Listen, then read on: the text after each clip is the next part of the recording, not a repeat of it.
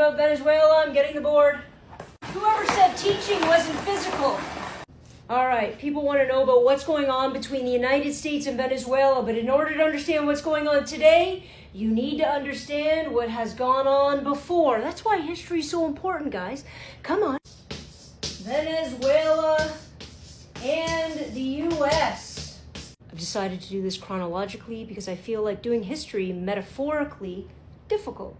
Number one, pre-1998. Pre-1998, Venezuela had a huge oil supply, actually, biggest in the world, and the biggest stakeholder was a US company called Exxon.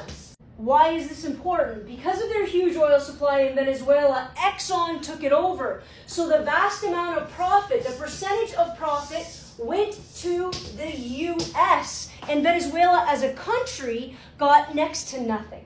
And because of this, their economy started to fail. And as their economy started to fail, guess what? A dictator waiting in the wings wanted to jump in and save themselves from God knows who. Oh, from the United States. How do I get stake in oil companies is taking over the entire world? Number two, 1998. That's not right. I hate it when I can't write numbers properly. Hugo Chavez was a democratically elected president of Venezuela. Now, once he got in, again I say democratically, he started to push towards authoritarianism, and he started reducing the checks and balances of the democratic system. Side point, does that remind you of anybody else? He also started to rewrite the Constitution to solidify his dictatorial power. Parallels are really uncanny. In 2002, a woman named Maria Machado, ignore how I said that, but keep that name locked in your head because she's going to be important later, created an organization called SUMAT in order to overthrow the Chavez government. Psst, who do you think was funding her operation? You guessed it. George W. Bush, President of the United States at the time, was funding her through the National Endowment of Democracy.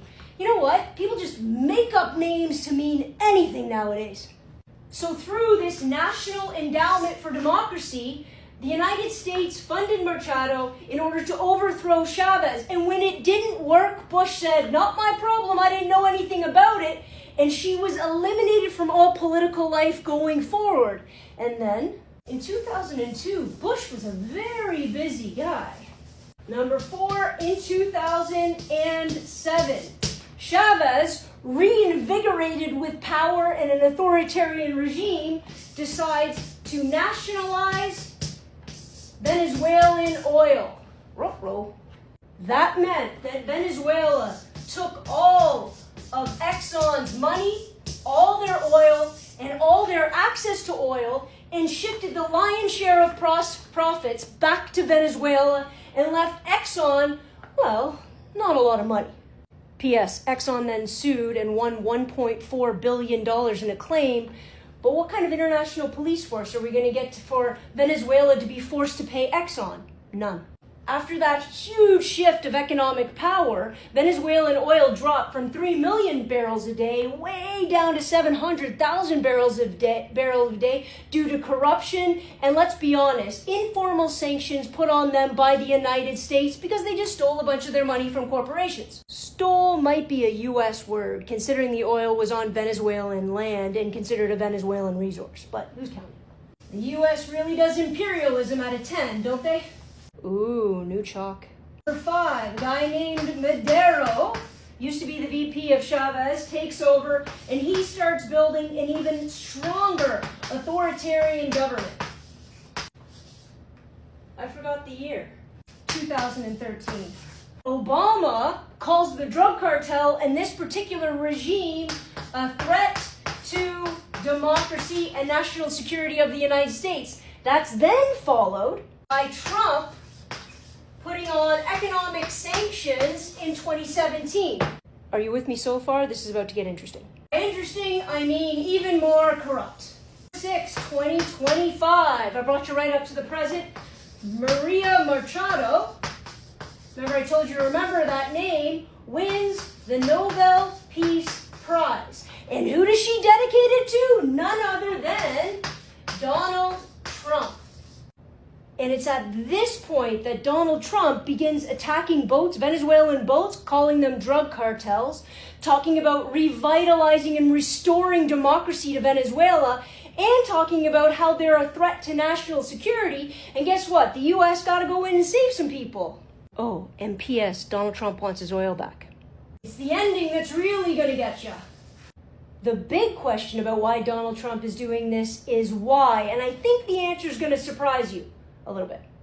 Number one, he is going to claim that he is going to liberate Venezuela. Guys, always be careful when the United States of America liberates anything, because usually it means they're going to take it.